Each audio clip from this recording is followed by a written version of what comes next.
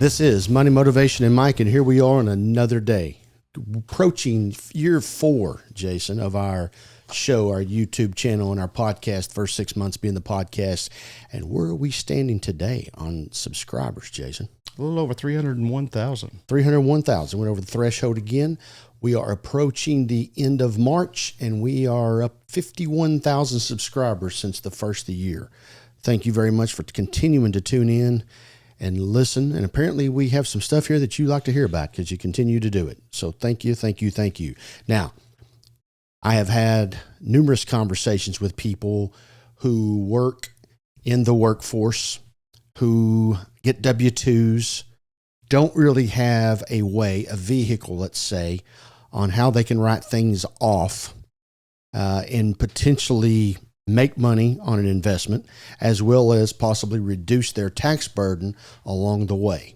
And most people have come at me with, number one, rental property.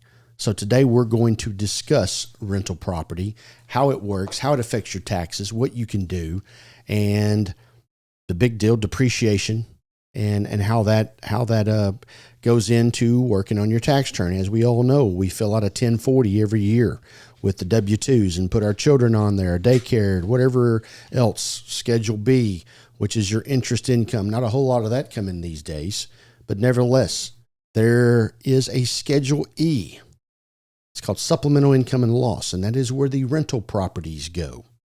And the rental properties can be anything from a house, maybe you're leasing out land for someone who's leasing acreage for a farm. It can be a commercial building, something to do with the real estate sector. And obviously, we have talked many times that real estate is a good investment because they are not making any more real estate. No more real estate to be made. The dirt is here. And if you can get your hands on some of it, then obviously that is a good thing for you. But when it comes to rental properties, first, you go out here, you buy your property, and now how are we going to write this off? Let's just say we give $150,000 for a rental property. Residential rental property is depreciated for 27 and a half years. If you have a commercial building, let's say you had a strip center, you had several tenants along the way, that's a commercial building, that's 39 years. So you can see the difference. And there is, when it comes to real estate, there is no acceleration of depreciation. I have people come in all the time. They went and bought a $250,000 piece of property, nothing on it. They come in here thinking they have a $250,000 write-off, and they really don't have any write-off because land in itself, raw land, has no depreciable value.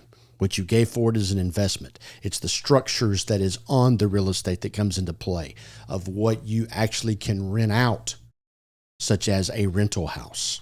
Now, you're charging $500 a month for rent. Wait a minute, Jess. We need to get a little bit into the day's times, right? $1,000, $1,200. Sounds about right. Let's go with $1,000. There you go. So you're getting $1,000 a month worth of rent. That's $12,000 a year. Obviously, that is the rents received. That is your income that's coming in. Now, what are all the expenses that goes along with being able to write off on that rental property? Number one is obviously the interest if you've had to depreciate, if you've had to finance the piece of property. The number two is the depreciation, and number three is the property taxes. As long as you own real estate, the taxes and the insurance is not going away anytime soon. Also, advertising, what you've went into to get your property listed, meaning that you had to go out and put it on the internet. You listed it with a real estate agent. Whatever the case may be, your advertising is deductible. Your auto is deductible. Being able to drive over to the property, checking it out. Maybe you've had to go to Home Depot, Lowe's, a repair shop to get lumber, whatever, carpet. All of that mileage is deductible as well. The cleaning, the maintenance, if you do that on a regular basis. Lots of times when you rent the property out, the tenant is responsible for all those kind of things. Commissions, if you had to pay an agent a commission for helping you get the property rented, it is a deduction as well.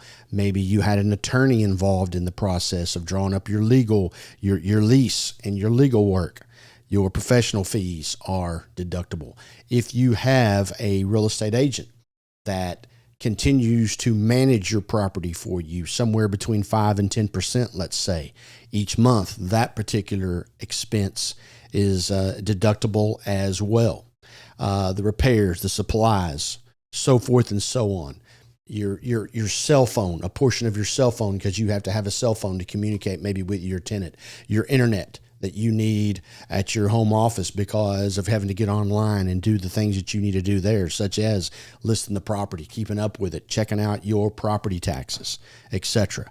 There are numerous things that go along the way of being able to get involved in a rental property. Your research and development of going out and trying to find this property. You don't incur expenses just when you get into business. You incur expenses along the way of getting into business. How many millions of dollars do you think that the Walmarts, the franchises of the world have spent on research and development within a particular community and then decided not to go to that particular town or city? Millions of dollars are spent on the research and development. Those companies get to write that stuff off, and it works the same way for you. As you're out, maybe you get with a real estate agent that's going to show you properties. You could be looking at properties for 6 months before you finally pull the trigger and buy one. All that is included in your research and development and having an opportunity to write things off as you go along here. If you can positive cash flow a real estate piece of property whenever you originally get into it, that is a positive. And what I mean by that is that you have more money coming in than you do your note payment, your interest, your depreciation, of course, your taxes, and your insurance. Those are the typical things that happen every day, every month, every year, as long as you own that property. Then the other things that go along with it as well. You can see real easy with the depreciation that you could get into a loss on your rental property in a very, very quick way.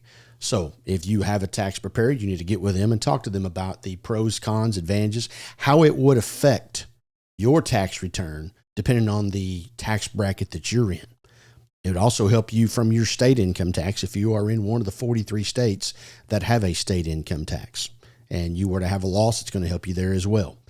Now, there's also this big item. It's called the Augusta Rule.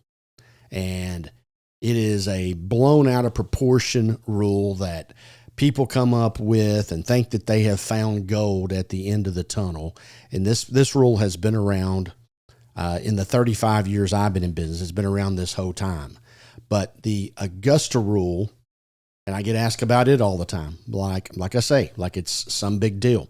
It's like gold went to $10,000 an ounce.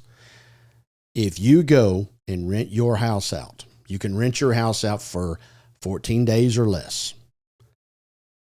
You do not have to claim that income on your tax return.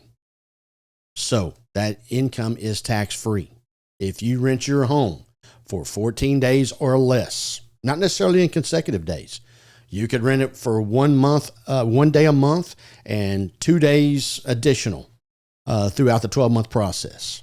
The Augusta Rule allows you to not have to pay income tax on the income that you receive. So I guess if you have a large piece of real estate, you can get $10,000 a day for your real estate. You can make a nice little salary there and not have to pay tax on your income, your rental income, because of the Augusta Rule. Most cases, that is not the case. Now, also remember, you don't get to claim the income. You don't get to take the deductions either. Since the income is tax-free, the expenses cannot be deducted. Like your cleaning, your repairs, your insurance, your taxes, all the things that I've already discussed along the way here. Now, if you go over 14 days, even though it is your primary residence, or your second, because you can write off a second home as well. Your primary, your secondary home may be what most people consider a vacation home. A lot of people live 6 months here and 6 months there, are broken up in some form or fashion. But once you go over the 14-day barrier, the home is no longer considered your primary home for tax-free purposes. It is now going into the rental property sector of, even though you live there, you could still, once you go over 14 days, you have to claim that income. And then remember, only the days that you have rented the home over 14, that percentage is the only expenses you get to take according to how long. So let me give you this. So you've rented your home for 120 days, 122 days. We'll just call it that for the 365. So that's a third. So you get to write off a third of those expenses against a third of that income because you lived in the home the other 2/3. Now, if the property was 100% for rental purposes and you only had it rented for a third of the year, you still get to write off 100% of the expenses because it was there. It is not necessarily your fault that the property could not be rented in October, November, and December. It was still there to be available for rent. You still had the expenses and you still get to go along with that. But like I say, this Augusta Rule, which for some reason has resurfaced and everybody, or some people, let's say, not everybody, is making a big deal about it. It's been around forever. And obviously we all learn new information every day. And along that way, you do have the Augusta Rule. So let's just take, for example, this summer, the World Cup is coming to Dallas, Texas.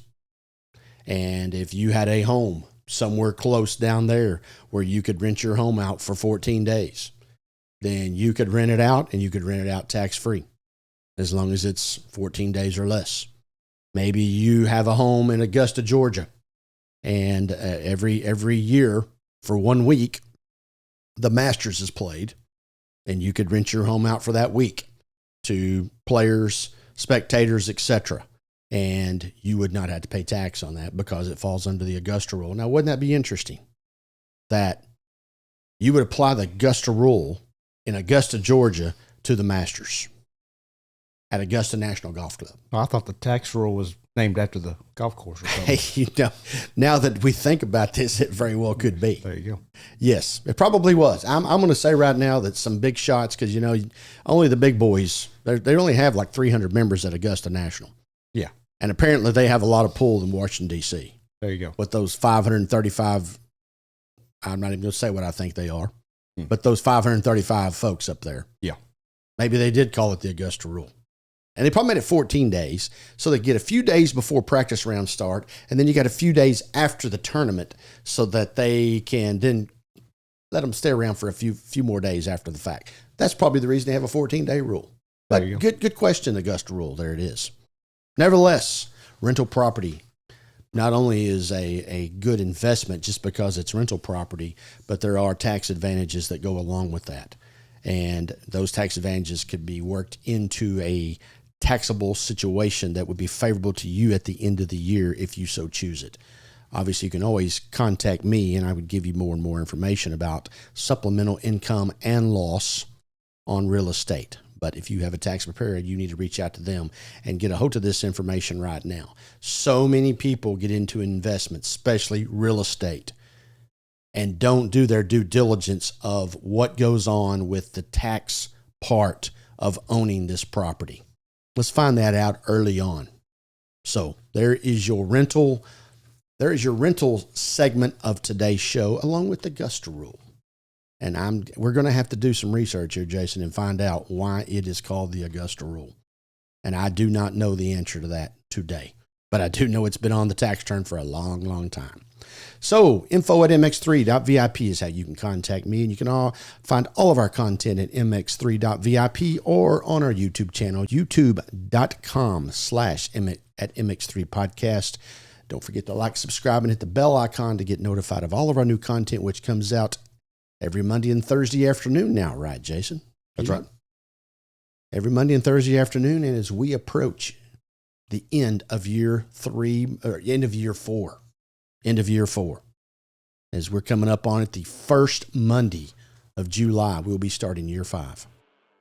So for everyone who's been a part of this show of Money Motivation and might continue to live your life the right way.